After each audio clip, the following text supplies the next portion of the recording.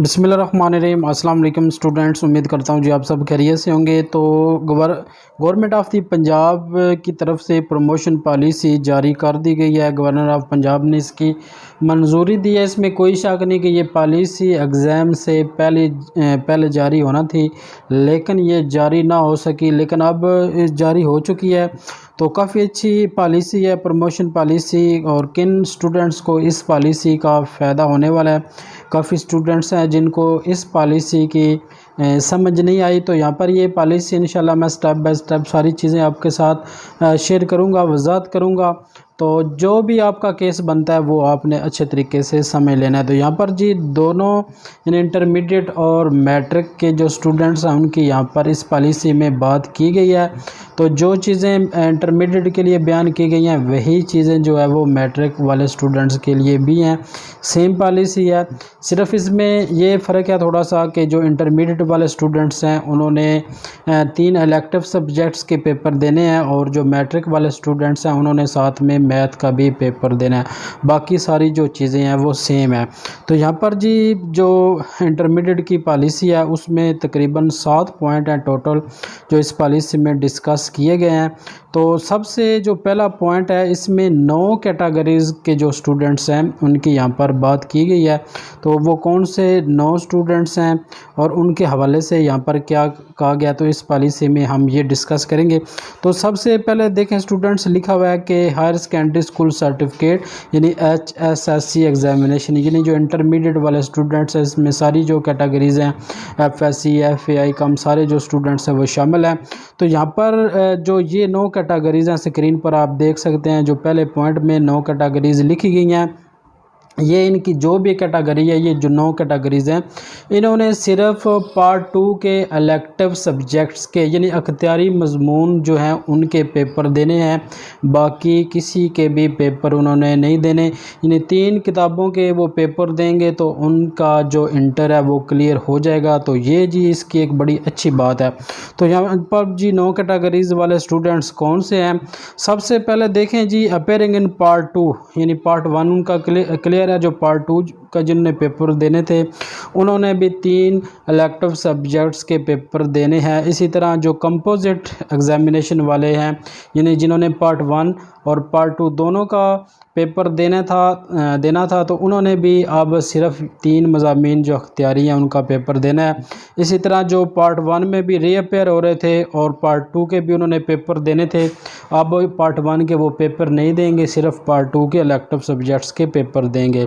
इसी तरह जो पार्ट 1 और पार्ट 2 में दोनों में रीअपेयर हो रहे थे, दोबारा उन्होंने पेपर देने थे, जिस तरह यानी कंपोजिट ही कह सकते हैं आप इसको, तो ये भी पार्ट 2 के ही पेपर देंगे। इसी तरह जो रीअपेयर हो रहे हैं इन पार्ट 2 ओनली, तो वो भी 3 सब्जेक्ट्स के पेपर देंगे। इसी तरह जो इम्प्रूव करना चाहते हैं, इम्प्रूव चाहे वो कंपलसरी का कर रहे हो चाहे वो इलेक्टिव का, लेकिन उन्होंने इलेक्टिव के ही पेपर देने हैं। इसी तरह जो पार्ट 2 की इम्प्रूवमेंट कर रहे थे वो भी इसी तरह जो इम्प्रूवमेंट कर रहे थे सब्जेक्ट वाइज, तो कंपलसरी के छोड़ के बाकी उनके जो पेपर होंगे वो उनसे लिए जाएंगे।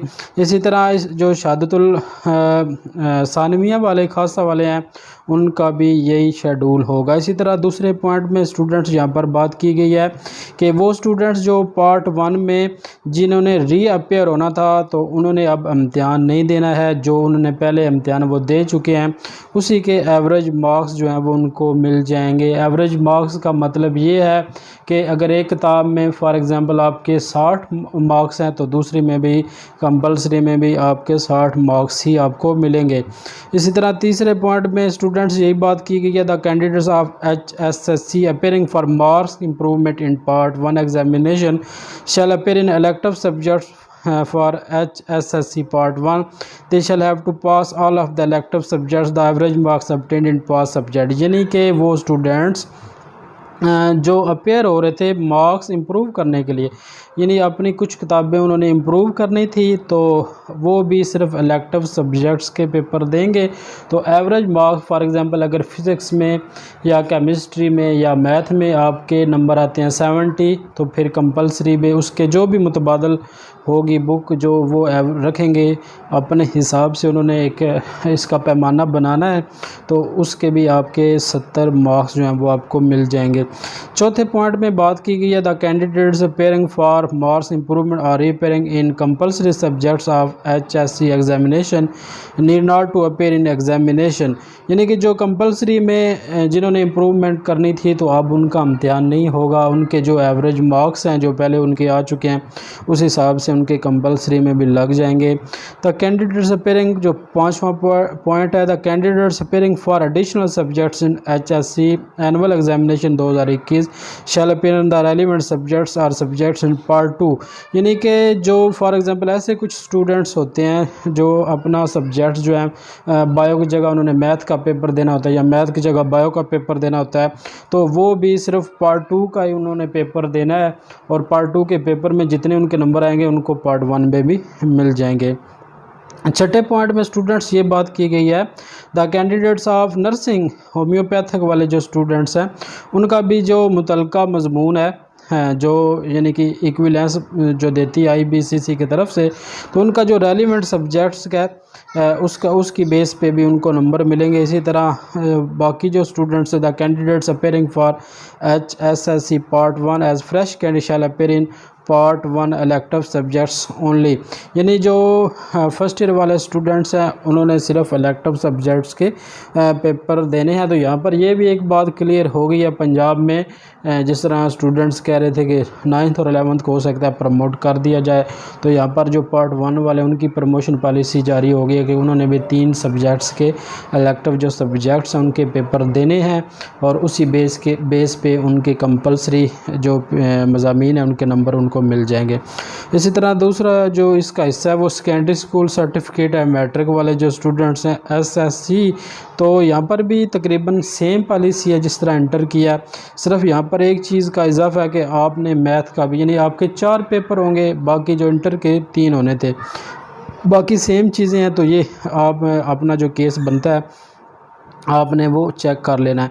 इसी तरह इसका जो part number 15 in case the candidates appearing for HSSC और SSC exam they could not pass in any subjects, यानी कि अगर कोई स्टूडेंट्स किसी भी इलेक्टिव सब्जेक्ट्स को पास नहीं करता, 3 है या 4 साहब में फ़ेल हो जाता है, तो फिर उसको जो केस है वो कंपार्टमेंट में चला जाएगा, सप्लीमेंट्री में वो अपना क्लियर करेगा।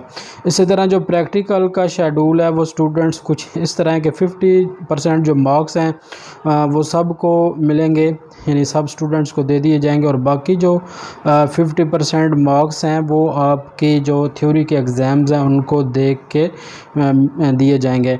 उसके बाद स्टूडेंट्स यहाँ पर एक आप इन्वर्टेड कॉमास में लिखी हुई है the marks awarded are the best prediction of the performance and has been awarded under कोविड-19 examination policy and considered as valid and fair, यानी कि ये जो स्टेटमेंट है ये आपकी डिग्री पर लिखी जाएगी, आपका जो भी सनद होगी उस पर लिखी जाएगी कि इस वजह से आपको जो है वो प्रमोट किया गया है। तो स्टूडेंट्स ये कुछ इस तरह से आपकी प्रमोशन पॉलिसी है। तो इसमें जी काफ़ी अच्छी चीज़ें हैं जो इंटर के स्टूडेंट्स हैं, मैट्रिक के स्टूडेंट्स हैं, यहाँ पर वो स्टूडेंट्स जिनकी कंपल्सरी में सप्ली थी तो उनको वैसे ही उनके इलेक्टिव सब्जेक्ट्स की बेस पर आपको जो है वो एवरेज मार्क्स मिल जाएंगे, वो आपकी सप्ली जो है वो क्लियर हो जाएगी। तो सप्लीमेंट्री वालों की अगर एक जो किताब कंपल्सरी रहती थी, जिस तरह मैट्रिक में अगर इंग्लिश है या इंटर में इंग्लिश है, तो वो उनकी क्लियर कर दी जाएगी बगैर इम्तिहान के। तो उन स्टूडेंट्स के लिए ये गुड न्यूज़ है कि उनका जो सनद अब उनको मिल जाएगी, उनका इंटर या मैट्रिक जो है वो क्लियर हो जाएगा। तो उम्मीद करता हूँ कि ये सारी चीज़ें आपको अच्छे तरीके से समझ आ गई होंगी। फिर भी अगर आपका कोई सवाल हुआ तो आप कमेंट सेक्शन में पूछ सकते हैं। अपना बहुत सा ख्याल रखना, दुआ में याद रखना। अल्लाह हाफ़िज़।